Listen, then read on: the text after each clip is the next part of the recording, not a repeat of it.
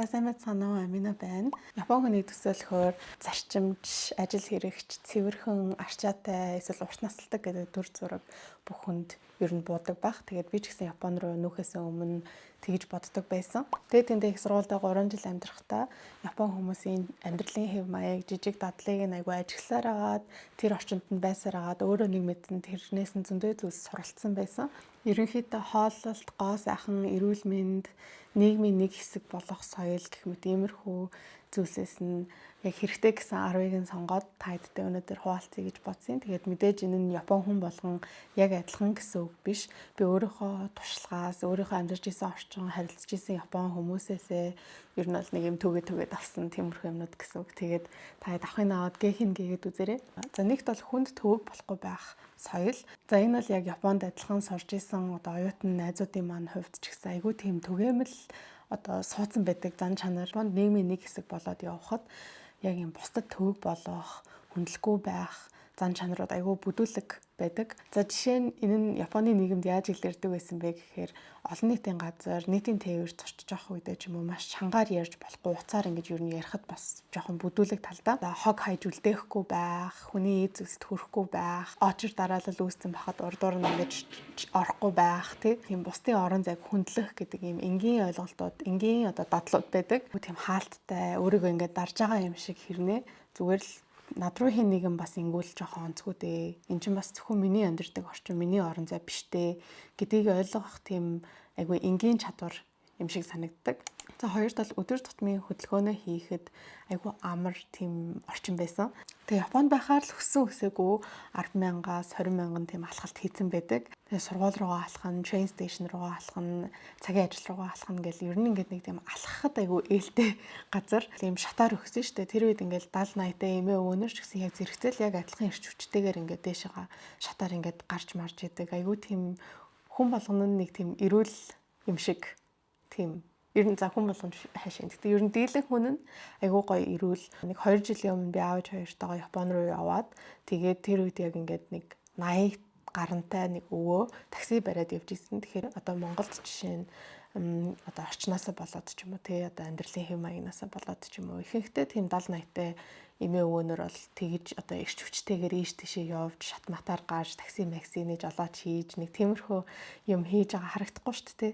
Бүгд айгүй тийм гоё амьдралын хэв маягнаасаа болоод 70-80-тай эртээ байсан ч хамаагүй айгүй гоё тийм хөдөлгөөнтэй хөнгөн шингэн байгаа юм шиг харагддаг. Тэгэхээр бүхэл газар нь ингээд алхаад, дугуунаад нэг юм энгийн эрүүл мэндтэй холбоотой дадлуудыг хэрэгжүүлэхэд айгүй амар тийм орчинтай. Энэс би яг юуг ойлгосон бэ гэхээр эрүүл амьдрна гэхээр заавал бас фитнес бүртгүүлээл ямар нэгэн дасгал хөдөлгөөнд явахаасаа илүү бас зүгээр энгийн өдөр тутмын тэр дадлуудаас айгүй бүрддэм байна гэдгийг ойлгож исэн. За гуравт болохоор өөртөө цаг гаргах, орой болгон ус одоо бие угаагаад усанд орчоод халуун байнд ингээ гоё хөвтөж алжаалаа тайлаад усны эргэлтээ сайжруулад нэг тийм халуун аршаан байны тэр соёл айгүй түгээмэл байдаг. Орой ингээд баанд орохгүй маа гэхэд усанд орохгүй байх нь ингээд бүр Япон хүмүүсийн хувьд бүр ингээд амар сонин ойлголт байдаг юм шиг санагдсан. Ер нь харьцан Япон хүмүүсээ бодоход манай их сургуулийн одоо оюутны байранд ч гэсэн ингээд ийм халуун байна, ийм аршаан байлуу, халуун байна болоо, халуун байнтай байсан. Тэгээ орой болгон яг Япон охтууд илүү түгээмэл тэрэнд орно. Яг ингээд өөрсдийнхөө одоо нийтийн тэр шүвшүүртээ орчоод тэгээ байнд ингээд ордог. Нэг тийм багасаа бүр нэг тэрийг ингээд хэрэгжүүлсээр байгаа сурцсан. Их сургуульд надаас нэг хэд ихч нэг охин байдаг гэсэхгүй манай найз. Тэр охин өглөө болгон бүр яг 5 цагт төлөө 6 цагт босоод яг нэг 7-8 хүртэл 8 хүртэл за яг ингээд өөртөө цаг гаргаад ингээд нүрээ будаад хувцас сонгоод өглөөний цайгаа хийж уугаад айгүй тийм гоё удаан өглөөний рутинтэй байсан. Өглөөний тэр одоо хүн багтаа чимээ багтаа тэр үед Япон хүмүүс ер нь ингээл далайн эргээр алхаад ч юм уу ингээл ийш тийшээ алхаад дасгалаа хийгээд эсвэл гэртээ айгүй гоё өглөөний цайгаа бэлдээд байж идэг. Тэгээд тэр нь ч гэсэн ингээд айгүй гоё санагдчихсэн. За дөрөвт болохоор Япон хүмүүс хоолыг багаар олон төрлөөр нийддэг. Өглөөний цайнд жишээ нь будаа, мисо шүүл, загас, нато, ийм даршилсан ногоо гэх мэттэй иймэрхүү ийм хүнснүүдийг айгүй гоё баяжуулаад ингээд жижигэн тавганд ингээд хийгээд иддэг. Ер нь тэгээд өглөөний цай бол угаасаа хамгийн чухал одоо хоош тий. Өглөөний цайг алгасахгүй идэж байх ёстой бид нар. Гол нь шимт хичээл өндөртэй хоол идж байгаа надад одоо хүртэл айгүй суудсан байдаг. Би одоо жишээ нь өглөө зүгээр овёс ч юм уу зүгээр cereal ч юм уу тиймэрхүү хоол идэж чаддаггүй. Яг ийм уураг, эслэг, нүүрс ус, өөх тос гэдэг яг ийм гоё холиод ингээ бүгдийн гоё байдаг тийм өглөөний цай идэх дуртай. Тэгээ одоо ялангуяа би хоол шимт хичээлийн талаар сурж байгаа учраас тэр одоо хооллох арга барил нь айгүй зөв байж дээ гэж одоо боддог. Японд ингээд сургуулийн хоолн ч гэсэн тэрийг айгүй баримталдаг хүүхдүүдэд багаас нь тэрийг суулгаж идэг. Хаяад бас сонирхол Япон өглөөний цай, хичээлийн хоол ундных нь тийм бичлэгнүүд бас YouTube дээр байдаг. Тэр бичлэгнүүдийг үзэхээр угаасаа л яг юм бүр багаас нь ингээд бэлтгээд байгаа байхгүй юу? Яг ингэж хооллох зөв шүү гэдэг тэр ойлголтыг айгүй өгч чаддсан юм шиг санагддаг. Хоолыг ингээд айгүй хурдан идээд нэг тийм хоолнд анхаарахгүй идж байгаа нь ерөнхийдөө толгой айгүй их ажиллаад байна гэсэн үг шүү дээ. Эсвэл сатаарсан байгаа гэсэн үг. Хоол идэхээс өмнө итадакимас эсвэл эзнийхаа дараа гочсоо самадешта гэдэг иймэрхүү өгнүүдийг хэлж байгаа нь ингээ идж байгаа хоолндоо маш их юм талархал үзүүлж иддэг. Одоо миний урд ингээд байгаа, миний идэж байгаа хоолыг ингээд одоо бий болгоход тус нэмрээ оруулсан, тариалан эрхэлж байгаа хүмүүс, одоо энэ хоолыг бэлтгэсэн хүмүүс ингээд хүн болгонд талархаж, газар дэлхийд ингэж талархаж идэж гинэ гэсэн ойлголттой байдаг. Тэгээ хоолоо эзний дараа ч гэсэн бүгдээрээ маш гоё ингээд эзэн хоолндоо талархал үзүүлээд ингээд хэлдэг нь одоо ийм хүмүүс, Япон хүмүүсийн ийм хооллох соёл нь айгүй гоё юм байна гэж одоо бас бодож байна. За тавтал Япон бүтээгдэхүүний чанар стандарт бүр маш гоё өндөр байдаг. Тэгээ одоо би таад бас зүгээр сонирхуулах гад одоо хүртэл би ингээд нүүж ирчээд удаж байгаа мөртлөө маш олон Япон бүтээгдэхүүнийг өдөр тутамдаа хэрэглэж идэг. Тэгээ таадад ч гэсэн гоё хуваалцаа сонирхолтой юм болов гэж бодсон. Энэ бие угаагч Монгол зардаг болсон байлээ. Тэгээд энэ айгүй гоё үнэртэй, тэгээд арсыг нэг тийм хуурайшуулаад байхгүй, тэгээ айгүй сайн хөөсөрд юм байлээ. Тэгэхээр Монголд энийг зардаг болсон болохоор энд орууллаа. Та хэд бас сонирхол хэрэглэж үзээрэй. Өөр жишээ нь тэгэл ийм ногоон цай, моо гэл иймэрхүү бүтээгдэхүүнүүд би бол өдөр тутамдаа бол байнга хэрэглэж идэг. Илүү одоо онцолж ярмаар байгаа нэг зүйл нь болохоор ерөнхийдөө л Япон эмэгтэйчүүд арьсаа айгүй гоё арчилдаг, айгүй гоё арьстай нарнаас маш сайн хамгаалдаг. Японд ингээд дэлгүүр орно шүү дээ. Дэлгүүр ороод гоо сайхны хэсэг ч юм уу ер нь ингээд бүх хэсэг нь ингээд айгүй гоё зэгтдэг. Хүнийг нэх гоё тийм тухтаагаар дэлгүүр хэсүүлэх одоо орчныг бүрдүүлсэн байдаг. Би өөрөө оюутан байхдаа энэ бүтээгдэхүүнүүдийг хэрэглэдэггүй байсан. Гэхдээ бэлгүүн болохоор айгүй их тийм идээтэй том батгашил ихтэй байсан бохгүй оюутан байхдаа. Тэгээ тэр үедээ яг энэ Hada Labo-гийн бүтээгдэхүүнүүдийг хэрэглэдэг байсан юм билээ. Энийг бол би өөрөө хэрэглээд 4-5 жил болж байгаа юм уу? Бэлгүүн бол бүр олон жил, бараг 10 жил хэрэглэж байгаа. Бид хоёр бол өөр бүтээгдэхүүн ерөөсөө хэрэглэдэггүй. Тэгээ энэ нь болохоор яг ийм Roto гэдэг компани оруулж ирдэг Hada Labo гэдэг ийм арьс арчилгааны бүтээгдэхүүнүүд байдаг. Нарны тос сонгохдоо та хэд ч гэсэн яг ингээд UVA, UVB гэдэг хоёр төрөл байдаг. Тэр нэг нь болохоор хөшрөлтөөс хамгаалдаг, нэг нь нарны одоо түлэгдэлтээс хамгаалдаг. Тийм болохоор энэ хоёр нарны тос нь тийм хоёр төрлийн хамгаалалт аль алинд нь байдаг.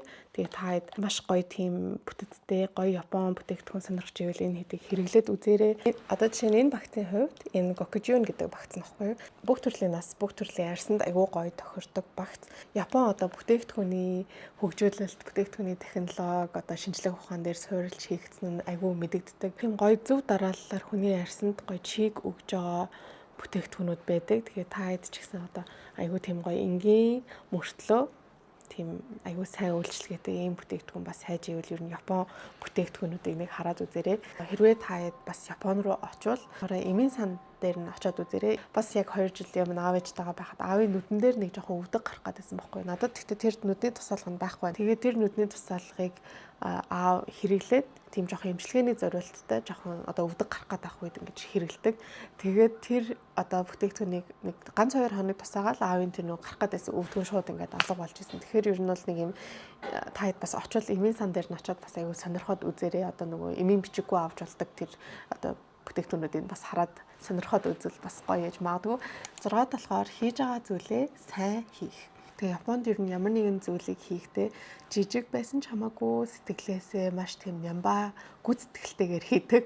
Хоолны савлгаа, одоо хоол тавглалт ч юм уу, бэлэг боох, дэлгүүрийн үйлчилгээ, цэвэрлэгээ, ажил хийх гэл тэгээ ийм жижиг сажиг юм болгон дээр нь ийм одоо тэр одоо хандлага нь айгүй харагдаж идэг. Бүр хэрэгжилж байгаа хүнийхээ зүгээс бүр жижиг деталийг бүр ингээ бодолцсон байдаг. Одоо жишээ нь энэ савыгаа дахин ахуулаад байхгүйгээр яг нөгөө давхар нөгөө нэг юм refill байдаг шүү дээ. Тэрний юм одоо юм тустай юм өөр савнд ирдэг. Тэгээд ерөнхийдөө бол нэг ийм сав аваад тэр одоо refill-ийга дахиж аваад хийгээд байдаг.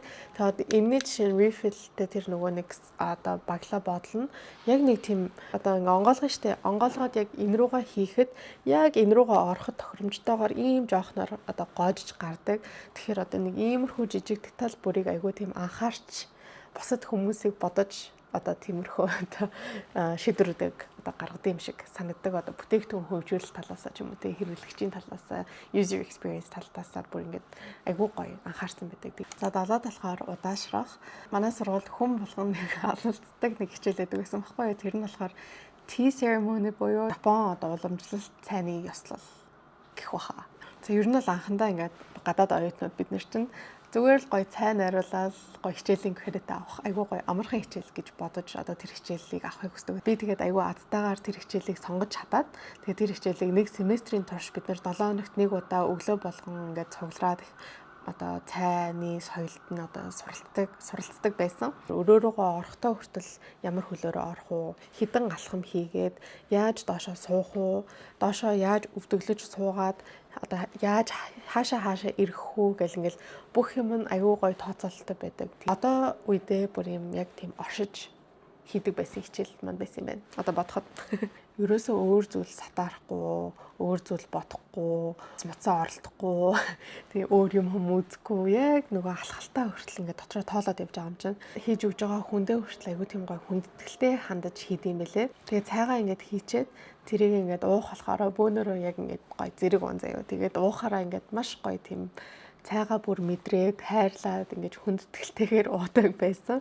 Уухтаа ингэж янз бүрийн гоё Япон тийм амттан ч ингэж холихгүй яг л цайгаа ингэж мэдэрч уuna. Тэгээ цайгаа уусныхаа дараа тэр амттангаа бас яг гоё мэдэрч иддэг. Нэг тийм айгүй гоё хичээлээ барыг цаг 2 цаг бид нэр зүгээр л тэнд ингэж гоё байдаг гэсэн. Инээс ингэж хараад ахад айгүй тийм гоё зөв юмыг сургасан байгаа байхгүй юу? Одоо байгаа цаг үе чинь одоо хамгийн чухал үе. Бидний байгаа ганц цаг үе л одоо цаг үе шүү дээ. Өнгөрснөө бодоод хэрэггүй, ирээдүгөө бодоод хэрэггүй. Яагаад гэвэл бид нар одоо цагтаа л байх ёстой. Тэгээд энэ хичээл тэрийг биднэрт айгүй суулгаж бас одоо сургасан юм байна. Одоо ч гэсэн би нэг боломж гарахаараа яг тийм гоё tea ceremony хичээлд ч юм уу нэг удаагийн сешн бас сууж үзмээр санагдаж байна. Одоо энэ айгүй гоё энгийн ойлголт юм шиг мөртлөө бидний одоо байнга хийж чаддаг зүйл биш те. Хоол идэж явахдаа уцаа оролдоно. Хүнтэй ярьж явахдаа уцаа хартдаг ч юм уу те. Ингээд иймэрхүү байдлаар ингээд өөрсдийгөө сатааруулах юмнуудыг айгүй хийж идэг. Яг одоо болж байгаа зүйлийг айгүй гоё мэдрээд тэрэндээ одоо талархалтай хандах нь одоо хүнд нэг тийм суух хэвээр айгүй гоё чанар юм шиг санагддаг. За 8-д болохоор 80% цадтлаа идээд болох. Японд ч тэр одоо яг миний сурж байгаа одоо nutrition хоол шинж хичээлийн одоо хичээлүүд дээр ч гэсэн айгүй их гарч байгаа нэг ойлголт бол 80% хүртлээ идээд одоо цадсан гэдгээ гоё мэдрэх тий. Яг нь энийг бол ингээд яг Япон хүмүүсийн бүр юм урт насны тийм одоо нууц гэж хэлдэг хүмүүс байд юм байлээ. Тийм цаагаараа юуг ойлгох гэдэг юм бол гэж бодохоор яг ингээ хүн одоо саяны цайны ёслолын хичээл дээр ч гэсэн тий яг хоолоо идэж байхдаа яг хоолоо гоё анхаарад идээд цадж байгаа үгүйгээ анзаараад тий тэгэхгүй бол бид нар ямар нэгэн юмд цатаараад уцаа оролцож байхдаа хоолоо идэж байхдаа үед ч юм уу юм цадж байгаа үгүйгээ сайн мэдгүй биеэ сонсхийг нэг хилээд байгаа юм болов уу гэж боддог цаагаараа. За 9-т болохоор бага зүйлтэй минимал амьдрах.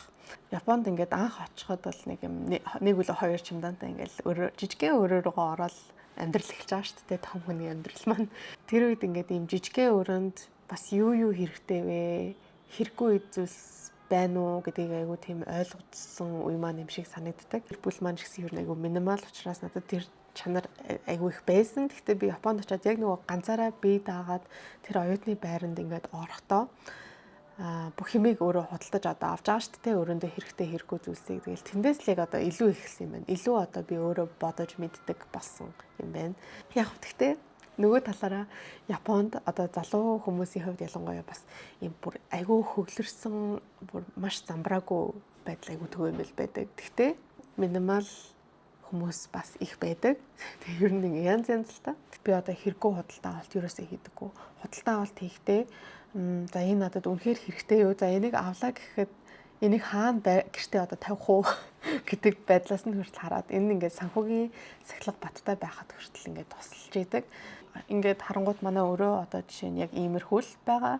Тэгэхэд ер нь 24/7 яг ийм л байдаг. Унтах үед энэ хүнжил жоохон сөхөгдөд ингээд унтна. Тэгэхдээ босод үед ер нь ингээд яг иймэрхүү хэрэг байдаг. Тэгээд тэр одоо чанар айгүй Японд амьдарч эхэлснээс хойш айгүй суусан болов уу гэж боддог. За 10 тал хог бол хүн бүрийн хариуцлага. За Японд амьдарч байхдаа би Монголд маань ч гэсэн ийм байгаасаа гэж бодсон зүйлүүд энийг бол яалтчгүй хог хаягдлын менежментийн систем нь байсан. Тэгээ миний амьдарч байсан хотод бол хог хаягдлыг маш тийм нарийн ангилуулдаг байсан, тийм зарчимтай байсан. Хунзар бол нэг уутанд, лааз нэг уутанд, шатах одоо боломжтой хог хаягдал нэг уутанд, шатахгүй нэг уутанд гэдэг нэг юм 4 билүү 5 төрлийн юм уутанд ингэж бид нар ангилж хайдаг байсан. Тэгээд аюу гой системтэй яг ингээд нэг төдөр лаазны хог хаягдал авна, 4 төдөр хонцор авна гэл нэг юмрхүү яг юм хуваараараа явдаг байсан. Тэгээд магадгүй одоо лааз хаях хэвээр өдөр нь бид нар зүгээр шатах боломжтой тэр одоо шууд ийм нийлүүлсэн тийм хог ингээд хайчих юм бол байрны үүдэн дахиад хүрээд ирдэг ч юм уу. Нэг тиймэрхүү байдлаар аюу тийм хатуу зарчимтай, тийм гоё зөв системтэй байдаг байсан. Хараад хахад Японч 120 гаруй сая хүн амтаа мөртлөө бид нар 3 сая хүнтэй мөртлөө ингээл хогоо ингээл хогийн цэг дээр аваачаад ч юм уу ингээл амар замбраагүй байдаг шүү дээ. Тэгээд тэр их ч гэсэн ингээд уг нь бол 3 сая хүнд энэ системийг бий болгох нь нэг хэцүү биш бах та гэж ялцчихгүй боддог. Одоо хог гэдэг чинь биднэрт хэрэггүй болсон эд хэрэгсэн шүү дээ. Хайсан хог маань өөр хүний ажил болдог. Тэгээ Монголд одоо систем байхгүй ч гэсэн зарим лааз хуунц руу дахин боловсруулагдчихийдэг. Тэгээ Монголд одоо хогийн цэг дээр ажиллаж байгаа хүмүүс тэрийг яг англиад ажиллаж идэг гэсэн үг шүү дээ. Энэ бичлэгээр бас юуг уриалах гэдэг аваа гэхээр бид нэр энэ системийг бий болохыг хүлээлгүйгээр зүгээр гэртээ хүн болгон нэг чатгаараа ангилчдаг байгаасай гэдгийг бас хэлэх гэсэн. За би Монголынхаа нөхцөлд яаж хог хаягдлаа ангилдаг вэ гэхээр чатгаараа хунцар сав лааз энтрээ бүгдээ нэг уутанд ингээд хадгалаад дүүрхээр нь хайдаг. Ариун цэврийн хэрэгсэл, нойтон салфетик, одоо хураа, нойлын цаас ч юм уу тиймэрхүү юмнуудаа нэг уутанд хийгээд хүнсний хаягдлаа бас тусад нь хийх гэж хичээдэг. Тэгэхгүй бол яг ингээд бүгдийг ингээд нийлүүлээд нэг уут болгочхоор тэнд ингээд дахин боловсруулж болж байгаад хунцар сав лааз маз байж идэг. Тэгсэн мөртлөө хажуугаар нь ингээд муудсан хоол моолны хүнсний хаягдал ч юм уу. Нэг иймэрхэн бүгдээрээ нэг аваараа нэг хүнд очичхоор ч тэрийг ялгаж байгаа хүнд ямар одоо бас тавгүй таагүй тийм нөхцөл бүрдэж идэг болоо гэж бодоод ядаж за нэг хүн ч гэсэн чатгаараа ингээд англиад хоол хүнсний хаягдлын тусдаа, хунцар лаазын тусдаа, ариун цэврийн хэрэгслэн тусдаа шил мэлэн тусдаа. Тэгээ иймэрхүү байдлаар хаяхад зүгээр л би бодохдоо нэг хүн тэрийг хараад жоохон баярлах болов гэж би бодоод идэв. За баярлахын чашийн за жоохон талархах ч юм уу. За ашгүй энэ хүн ангилчиж ч юм уу. Угаасаа Монгол тэр одоо систем нь байхгүй учраас бид нар чатгаараа энийг хэрэгжүүлэх хэрэгтэй. Тийм болохоор энэ бичлэгийг үзсэн цаад ч гэсэн энийг чатгаараа бас хэрэгжүүлээрэй. За тэгээд 10 одоохондоо бодож олсон 10 зүйл маань нэг иймэрхүү байна. Хамгийн сүүлд нь юу ярмаар байгаа вэ гэхээр энэ Япон философи Икигай гэдэг энэ бас манай өрөөнд том өрөөнд байж идэг. Тэгээ энэ болохоор ерөнхийдөө бол оршихуун утга учир. Тэгэхээр бэлгүй энийг хийж ирсэн. Энэ дээр юу гэж юм бэ гэхээр Икигай оршихуун утга учир Япон ардын гүн ухаанаас улбаатай Икигай нь манай гэр бүлийн эрхэм суур зарчим буюу амьдралд маань утга учир, урам зориг нэмж өнгөт орчлонгийн өглөө бүрийг баяр баясал эрчүүчтэй угтах шалтгаан бидний оршихуун жинхэнэ зорилго юм аа гэд хэлхөө хөрхөн орчуулад бичижсэн юм байна. За нэгт та юунд хайртай вэ? Хоёрт та юу хийхдээ сайн бэ? Гуравт болохоор нийгэмд маань юу хэрэгтэй вэ? Дөрөвт та юу хийж мөнгө олох боломжтой вэ гэдэг энэ дөрвөн асуултанд хариулах одоо энэ дөрвөн ойлголтын гол цэг гэх юм уу одоо огтлцож байгаа гол цэгийн тэр асуултыг хүн олоод бид нар өглөө босох шалтгаантай амьдрах урам зоригтой байх одоо тийм ойлголт гэсэн үг. Бид нар чинь хүн төрөлхтөн чинь ингээд зүгээр л байгаад ээж болохгүй, зүгээр л байгаад тахта утга учиргүй штэ. Ямар нэгэн зүйлд хувир нэмрээ оруулаад өөрийнхөө дуртай зүйлсийг хийж байгаа тэр мэдрэмж маань биднэрт илүү одоо амьдралын одоо оршихуун утга учирыг мэдрүүлж идэг. За 17 настай анх Японд очиод энэ тухай нэг бодохгүй штэ. Угаасаа ойлгомжтой 10 жилээ төгссөн их сургууль сурах хэвээр. Миний хийх юм бол ойлгомжтой тий. Тэгтээ одоо яг 27 нас хүрээд өмнө нь одоо хийх ёстой зүйлтэй эргэлдэж байгаа үедээ ч юм уу эсвэл хийж байгаа ажил төрөлтөө ч юм уу иймэрхүү зүйлтэй бүгдийг ингэж айгүй одоо боддог болсон. Тэгэхээр энэ бас миний одоо бит хоёрын амьдралд айгүй ойр тийм ойлголт. Өглөө болгон хийж байгаа бас одоо хийхийн тулд босч байгаа зүйл маань надад гоё утга учиртай байж чадчихэв үү? Би ямар нэгэн зүйлд хувь нэмэр оруулж чадчихэв үү? Эсвэл өчигдрийнхөө хувилбараас би нэг хувиар ч гэсэн урагшилж одоо чадсан болов уу гэдэг одоо энэ асуултуудад хариулахад болцоод байгаа болов уу гэж бодсон. Энэ дөрвөн асуултын огтлолцолч гэсэн ер нь бол тэнцвэр шүү дээ. Энэ дөрөв тодорхой хэмжээнд айл аль нь байж иж бид нар айгүй гоё тэнцвэртэй байдаг. Тэгэхээр амьдрал бас өөрөө айгүй гоё тэнцвэртэй байх ёстой гэж бид хоёр боддог. Тэгэл тэнцвэр алдагдаад эхлэхээр сэтгэл санаа бас давхар сонирн болдсон шүү дээ. За ингээд 3 жил Японд амьдраад сурсан зүйлсээ чадхаараа гоё хуваалцахыг хичээлээ. Тэгээ та хэдэд бас хэрэгтэй зүйлс байсан болов уу гэж найдаж гин. Өмнө нь сонсож байгаагүй зүйл мөл байсан бол бас гоё хуваалцаарай. Надад яг энэ бол маш гоё энгийн ойлголтууд л та мэдээж хүн болгон бас тодорхой хэмжээнд бүгднгээс нь л ингээ хэрэгжүүлээд явж идэг байх. Тэгтээ за одооноос яг энийг гоё хэрэгжүүлж үзнэ гэж бодсон юм байвал бас надад гоё хуваалцаарай. Яагаад гэвэл та хэдийн комент бол надад айгүй гоё байдаг. Би унших туртай бүгдэнд нь хариулдаг. Тийм болохоор та хэд маань гоё комент бичиж сэтгэлээ үлдээгээрэй. Бичлэг таалагдсан гэж найдаж байна. Үзсэн зөндөө их баярлалаа. Тэгээд баяртай.